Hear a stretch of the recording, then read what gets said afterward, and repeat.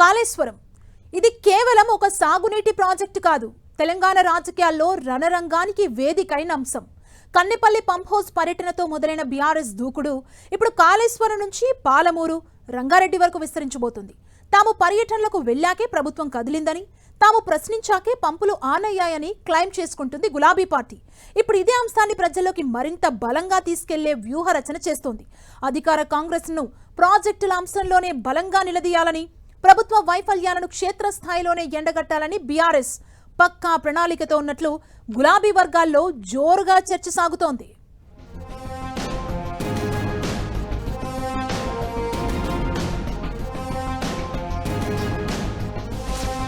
నీటి ప్రాజెక్టులపై Congress versus BRS.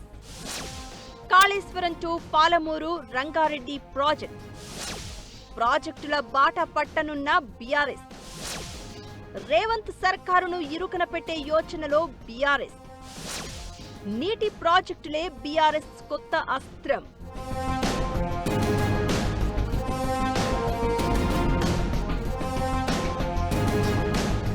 తెలంగాణలో నీటి ప్రాజెక్టులు రసవత్తర రాజకీయాలకు కేంద్ర బిందువుగా మారుతున్నాయి. ఒకప్పుడు అభివృద్ధికి ప్రతీకలుగా చెప్పుకున్న కాళేశ్వరం, పాలమూరు రంగారెడ్డి ప్రాజెక్టులు ఇప్పుడు అధికార ప్రతిపక్షాల మధ్య రాజకీయ రణరంగానికి వేదికలుగా మారుతున్నాయి. కాంగ్రెస్ అవినీతి అక్రమాల పేరుతో బీఆర్ఎస్ ను టార్గెట్ చేస్తుంటే, రైతుకు నీళ్లు అందించడంలో రేవంత్ రెడ్డి ప్రభుత్వం పూర్తిగా విఫలమైందని బీఆర్ఎస్ ఎదురుదాడి చేస్తోంది. అసెంబ్లీ నుంచి మీడియా సమావేశాల వరకు సాగిన ఈ మాటల యుద్ధాన్ని ఇప్పుడు నేరుగా ప్రాజెక్టుల వద్దకే తీసుకువెళ్లాలని గులాబీ పార్టీ సిద్ధమవుతోంది.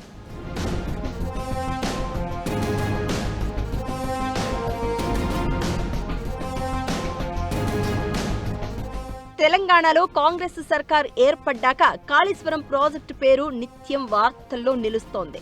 ఈ ప్రాజెక్టును విమర్శించడమే రేవంత్ సర్కార్ పనిగా పెట్టుకుందని, కానీ గోదావరి నీటిని సద్వినియోగం చేసుకోవడంలో విఫలమైందని బీఆర్ఎస్ ఆరోపిస్తోంది. ప్రాజెక్టులే వేదికగా ప్రజా పోరాటం చేయాలని నిర్ణయించుకుంది.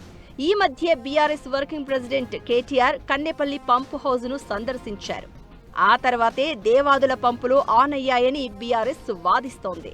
కేటీఆర్ కన్నెపల్లి టూర్ తర్వాత వెంటనే మంత్రులు అక్కడికి చేరుకుని సమీక్షలు నిర్వహించారని బీఆర్ఎస్ నేతలు ఆరోపిస్తున్నారు.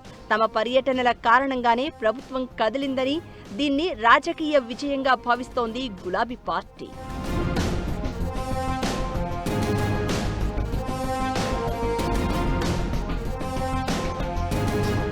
గోదావరిలో లక్షల క్యూసెక్కుల నీరు సముద్రంలో కలుస్తూ ఉంటే పంపింగ్ వ్యవస్థను పూర్తి స్థాయిలో వినియోగించకుండా ప్రభుత్వం నిర్లక్ష్యంగా వ్యవహరిస్తోందని బీఆర్ఎస్ మండిపడుతోంది. రైతులకు నీళ్లు అందించే చిత్తశుద్ధి ఉంటే అందుబాటులో ఉన్న ప్రతి చుక్క నీటిని రేవంత్ సర్కారు వినియోగించుకునేదని ఆరోపిస్తోంది. అటు పాలమూరు రంగారెడ్డి ఎత్తిపోతల పథకం కూడా బీఆర్ఎస్ రాజకీయ ఎజెండాలో ఇప్పుడు కీలకమైన అస్త్రంగా మారుతోంది.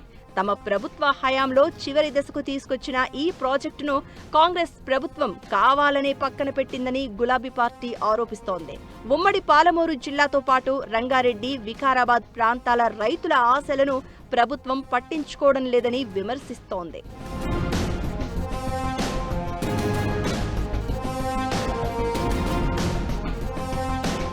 ప్రాజెక్టుల వారు ఒకవైపు నడుస్తూ ఉండగానే కాళేశ్వరం బ్యారేజీలు, కీలక పంప్ హౌజులు, పాలమూరు రంగారెడ్డి ప్రాజెక్టు ప్రాంతాల్లో వరుస పర్యటనలకు బీఆర్ఎస్ కార్యాచరణ సిద్ధం చేస్తున్నట్లు తెలుస్తోంది.